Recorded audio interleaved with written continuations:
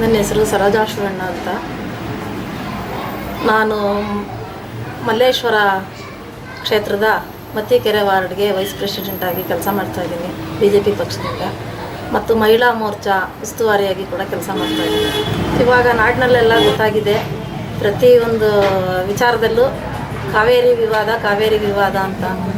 ಆದರೆ ನಮ್ಮ ಜನಗಳಿಗೆ ನೀರಿಲ್ಲದೆ ಇರೋವಾಗ, ನಮ್ಮ ಮನೆಯಲ್ಲೇ ನೀರಿಗೆ ತೊಂದರೆ ಆಗಿರುವಾಗ ನಾವು ಬೇರೆಯವ್ರಿಗೆ ಕರೆದು ನೀರು ಕೊಡೋದಕ್ಕೆ, ಬೇರೆ ರಾಜ್ಯಕ್ಕೆ ನೀರು ಕೊಡೋದಕ್ಕೆ ಯಾರೂ ಒಪ್ಪೋದಿಲ್ಲ.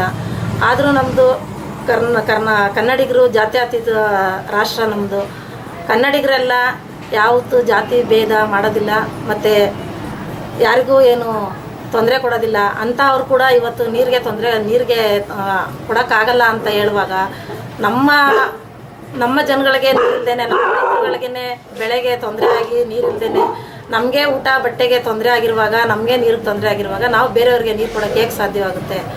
ಯಾವುದೇ ಸರ್ಕಾರ ಬರಲಿ ಅಥವಾ ಯಾರೇ ಪ್ರೈಮ್ ಮಿನಿಸ್ಟರ್ ಆಗಲಿ, ನಾವು ಕನ್ನಡಿಗ, ನಮಗೆ ನೀರು ಆಗಿ ಉಳಿದಂಥ ನೀರನ್ನ ಬೇಕಿದ್ದರೆ ನಾವು ಹೊರಗಡೆ ಕೊಡ್ಬೋದು. ಇವಾಗ ಮಳೆ ಇಲ್ಲ, ಬೆಳೆ ಇಲ್ಲ, ರೈತರಿಗೆ ತೊಂದರೆ ಆಗಿರುವಾಗ ನಾವು ಬೇರೆಯವ್ರಿಗೆ ನೀರು ಕೊಡೋಕ್ಕೆ ಆಗೋದಿಲ್ಲ. ಇದು ಎಲ್ಲ ಕನ್ನಡಿಗರ ಬಾಯಿನಲ್ಲೂ ಬರುವಂಥ ಮಾತೆ.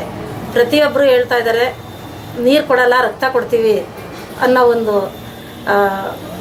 ಮಾತನ್ನ ಹೇಳ್ತಾ ಇರುವಾಗ, ಪ್ರತಿಯೊಬ್ಬರು ಕೂಡ ಅದೇ ನಿಟ್ಟಿನಲ್ಲಿ ನಡೀತಾ ಇದ್ದಾರೆ. ಇದಕ್ಕೆ ನಾವು ಕೂಡ ಬೆಂಬಲ ಕೊಡ್ತಾ ಇದ್ದೀವಿ. ಯಾವುದೇ ಸರ್ಕಾರ ಇರಲಿ, ಯಾರೇ ಏನೇ ಪ್ರೈಮ್ ಮಿನಿಸ್ಟರ್ಗಳು ಬರಲಿ, ಮಾತು ಒಂದೇ, ಯಾವಾಗಲೂ ನಮಗೆ ಆಗಿ ಉಳಿದಂಥ ನೀರನ್ನ ನಾವು ಹೊರಗಡೆ ಕೊಡಬೇಕು ಅನ್ನೋದು ಒಂದೇ ನಮ್ಮ ಗುರಿ.